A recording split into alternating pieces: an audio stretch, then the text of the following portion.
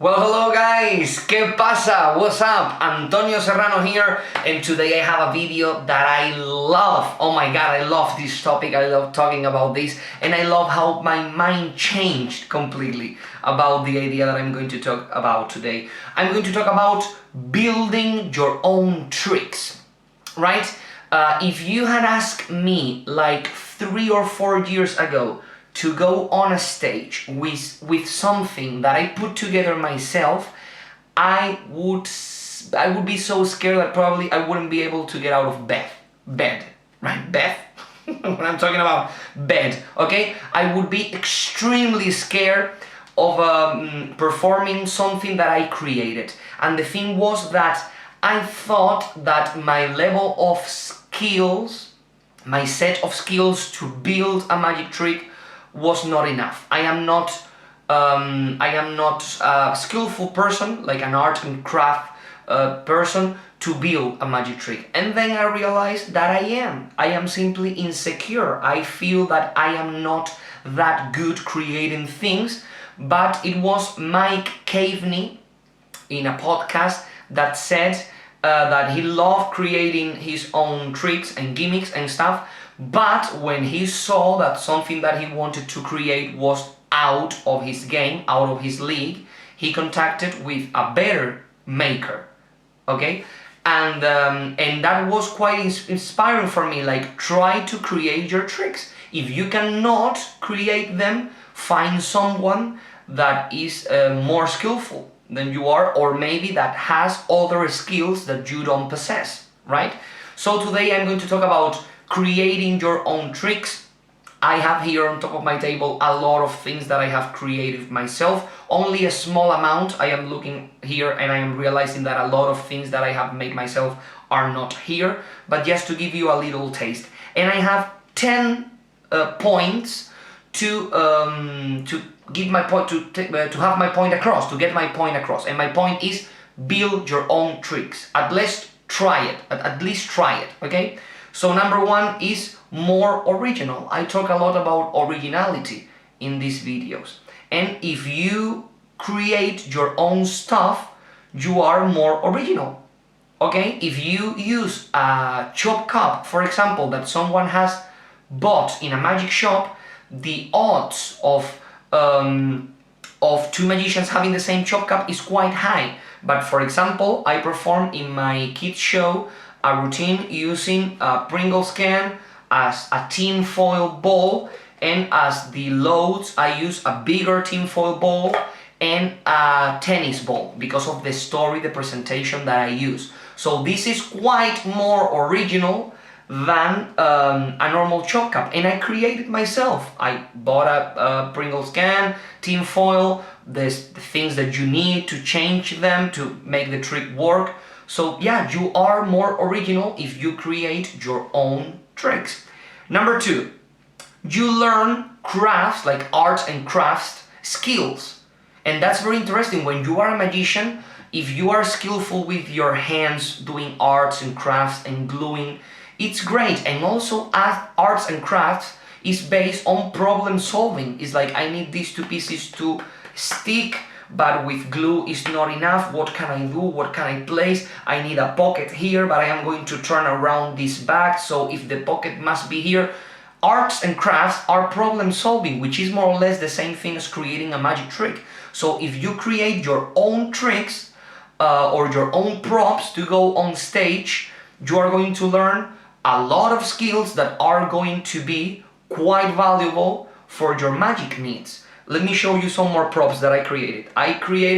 You are going to see that all of the words are in Spanish, but this is a tip jar. I learned this gag in the Cody Fisher's Penguin Live lecture, and when I see the gag, taking a bill and put it inside of the tip jar and all that stuff, it was very funny, and I thought it would be nice if I have a jar of those that have two openings, one for spoonfuls and the other one for sprinkling, so I can go, okay, take your bill out. And now it is impossible to take the bill out because there is you can't possibly fit your fingers there. So it's like, oh, you cannot take it out. I'm so sorry for your loss. And I move away the tip jar. until I need it for my balloon routine. So this is something that I created. I bought the jar, I print out the sticker, which is not a sticker, it's just a piece of paper that I glued here with cello tape, right? Clear tape. And this is extremely easy to do. There is nothing that can break, nothing that can fail, and I made it myself, right? Something that can go along the same line is not a magic trick in itself, it's just a prop, is this small box that says detergent, right? And says, magicians normally say nothing here and nothing there. In Spanish, nothing, nada por aquí, I forgot Spanish, nada por aquí y nada por allá. And here in Spanish you can read detergent, stain here and stain there, because this is for a dirty and clean silk routine that I perform in some of my kids' shows. So instead of using a normal box of detergent or gel or something like that you use to clean clothes, I use this, which is my own, and I print out this, I glue it here, you can see my face there. So now this is not a normal or simple box, and this was originally a perfume box. This was a perfume box, and I love it because it was white all around, so I use it, and it is great. And now I have something that is mine, 100% mine and original. Okay, let's take a look at my point number 3, to convince you to build your own tricks. You get a better understanding of how things work, and that's great. That's great. Gaetan Bloom says that to create methods and to create effects, you must be curious. You must be curious. You have to take a toy and go like, why when I press this button this lights up? Let me take a look inside. You have to be curious. If you are not curious, you are not going to be creative, right? Because you need some ideas, some dots for your creativity and your imagination to connect. So when you create your own stuff, you get a better understanding of how things work. And a great example for this point is my silk fountain. I've got here a silk fountain that I use, and I wanted my silk fountain to have different size silks. That's why the bottom silks are 12-inch and the top ones are 9-inch, so you can see more colors once it is completely open. I also have a streamer at the end because of the presentation that I use. I talk about carnival, and here in Spain we throw streamers that look a lot like these paper streamers in carnival. And the first silk fountain that I built, I saw it with a needle and thread. I saw it in the middle, and the problem was that the silks were starting to split open a little bit, the threads in the middle.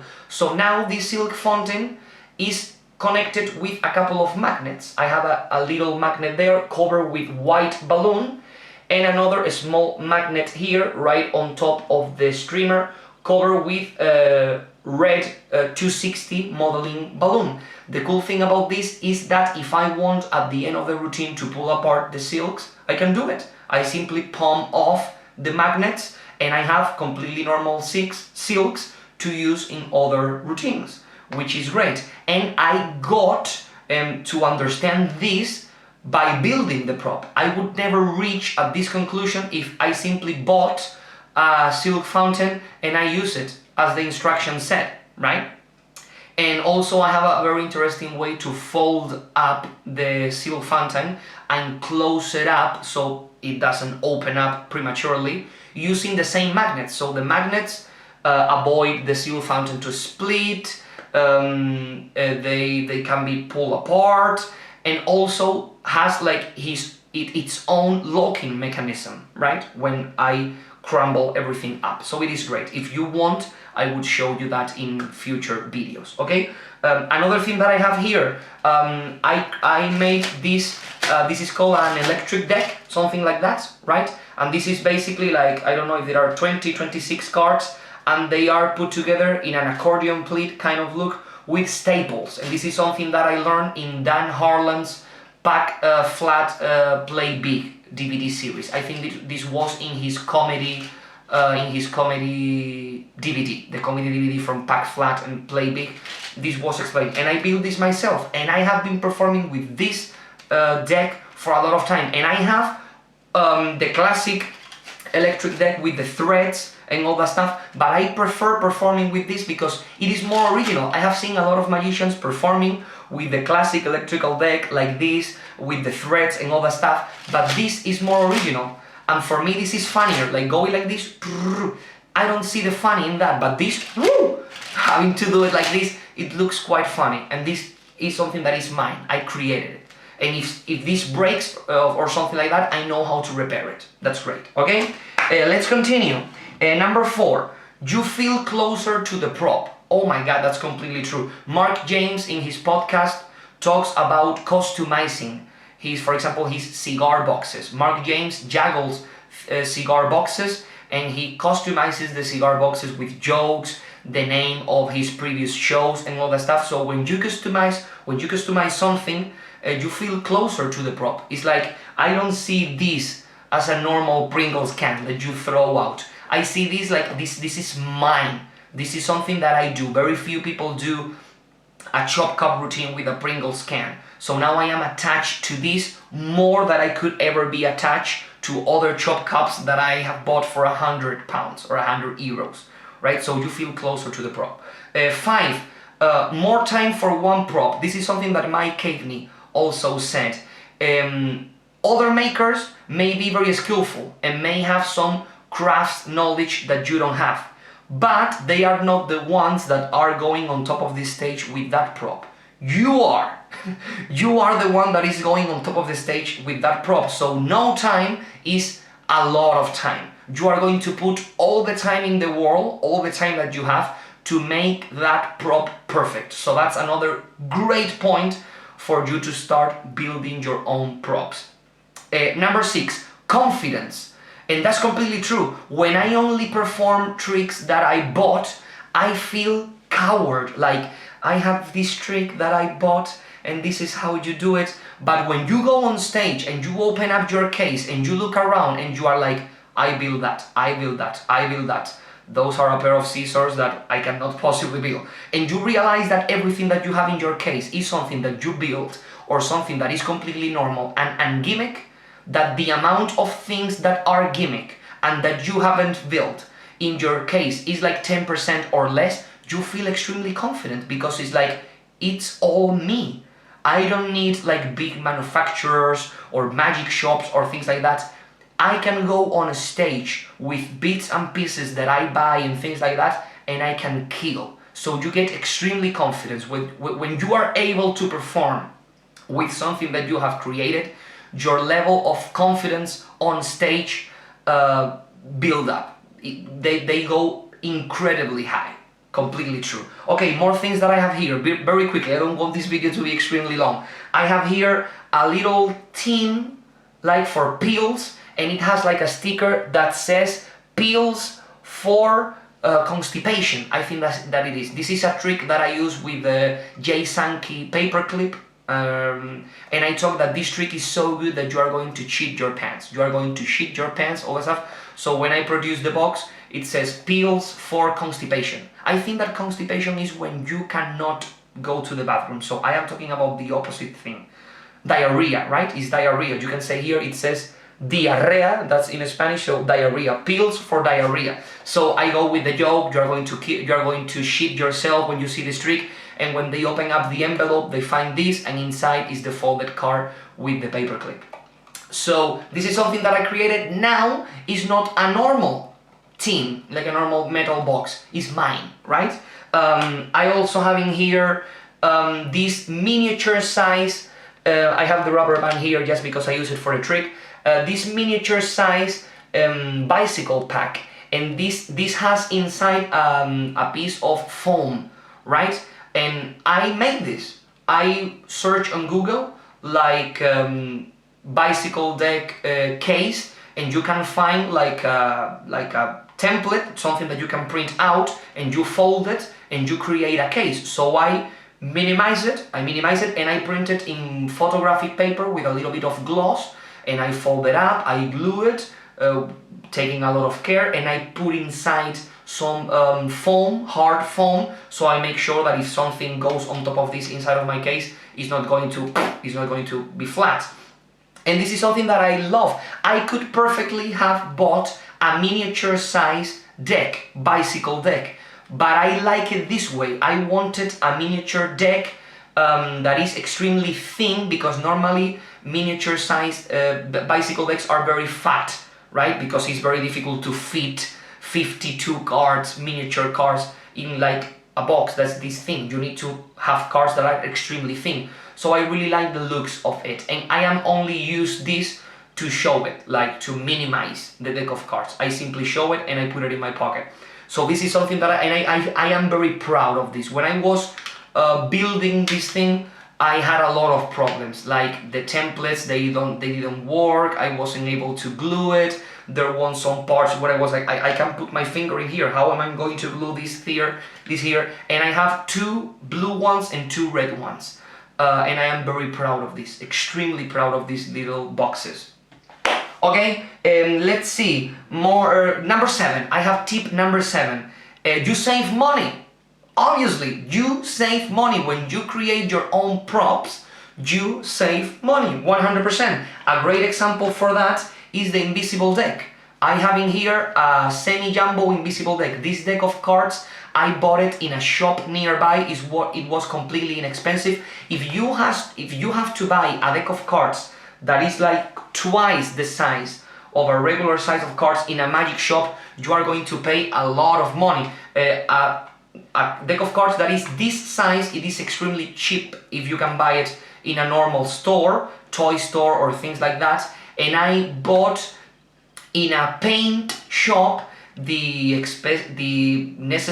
special product that you need to do the rough and smooth, and I created my own invisible deck. And this is something that I created 100%. And if you go with me to point number 8, says adapt the prop to you. That's exactly what I did here. You can adapt, if you create your own prop, you can adapt the prop and you can have the size that you want. For example, this is the exact size that I wanted. You can have the workings that you want. In this case, I wanted a door, a lid that can open here and here, where you cannot take the bill out. And in this case, with the invisible deck, if you want an invisible deck with a stronger rough and smooth or with a lighter rough and smooth, you can also do it yourself. It depends on the amount of product that you apply on the cards and the amount of the surface, the size of the surface that you cover with that product. So I have this invisible deck that is 100% to my liking, to my preferences, right? So that's a great point. If you buy something, you buy it as it is. You can customize something that you buy to a point, but when you build something and you start from scratch, it's 100% the way that you want it to be. Isn't it nice? It's great. Okay, number 9, organic props. Oh my god, I love this, and we go back to this. Organic props. If you build something, you are going to be using things that you have around. So it's going to be way more organic than if you buy it in a magic shop and they are going to send you like a box with Chinese letters all over around it. If you build a wooden box or something like that, you are going to use wood that you are going to buy in a shop where your neighbor is going to buy wood for a table that he's building. So your box is going to look exactly the same as his table. It's not going to be suspicious. But in a magic shop, it's quite probable that you are going to buy things that doesn't look organic, right? And also, for example, I have here a great example, and it is Jeff Hobson paper bag. You know, the balloon bag where he makes the dog and play dead, the classic gag, and then he produces it from the bag. Instead of using a change bag or a rip-off, something like that, with the Velcro bag, he's using a paper bag that he builds, right? And it looks organic, which is great, okay? And I also have the idea here of Steve Spiel. If you have seen Grab and Stab, the routine from Steve Spiel when he has the fake knives that the blade go inside and he grabs one and and put it in his chest, and it sticks, and he's like, oh my god, and he drinks water, and the water comes out. It's something that he creates. You can see that the knives are normal knives that you buy at a joke or a toy store, right? And it's something that he created, so it looks organic and people feel closer to you, right? So it's a great point. Before giving you my last point, I'm going to show you the last things. Uno cards. This is I always have Uno routine, my 6-card repeat using Uno cards. I also build it myself using just normal Uno cards. This music sheet here, solo de cuerda, which means a string solo. In Spanish, a string, which is the thing that you put in a violin or in a guitar, is the same as rope. So solo de cuerda means that I am going to perform a trick alone with a rope, but at the same time it means that you are going to play a string instrument. So I am using like a pawn there in this routine, right? And when I finish the routine, there is a couple of magnets in the back here, and I attach this like this to my microphone stand while I am performing to the music my rope routine. And when I finish, I take this out and I turn it around, and it says muchas gracias, thank you very much, and here, no dejéis de aplaudir, don't stop clapping, right? Which is quite funny. And this is something that I created. And with this, you change, and a little bit of music, you change a normal rope trick into something quite original. And the last thing I got here is a mousetrap, something that I bought, and it has here a warning that says warning, special trap to catch 2 of hearts. It's like a prediction, it's the prediction of a card, and I got this idea. I was performing the mousetrap trick a lot of the time, and until I saw Pocket Full of Miracles by Diamond Jean Tyler, it was when I realized that it was a genius idea to have a prediction in the back, because finishing the trick simply with the card, simply with the trap catching the card is like, okay, it's good, but when you turn around and you have a prediction here, is quite a kicker. For magicians, it's like, well, yeah, you force the card, but for layman, it's like, oh my god, he must have 52 traps in his body. Yeah, he switched the trap. So, and it's something that I built. It's not a regular trap, now it's my trap, okay? So I love her. It's a she, yes, she is a she. Okay, so my last point to convince you to build your own props. Number 10, it is fun to do. Oh my god, it is extremely fun to do. At the beginning it's a little bit frustrating. You don't know what to do, you get quite frustrated trying to glue things, try to understand how things work, but at the end, when you look at the amount of things that you have created yourself that are going to make a lot of people happy during your show, as I told you, you feel extremely confident, you feel extremely proud of yourself. So please guys, give it a try, build your own magic, build your own tricks, you are not going to regret it. That's all. Please let me a comment if you would like to share any thought with me about this, about something that you would like me to address in the future. And guys, thank you very much for watching, and I see you in a near future. Bye there!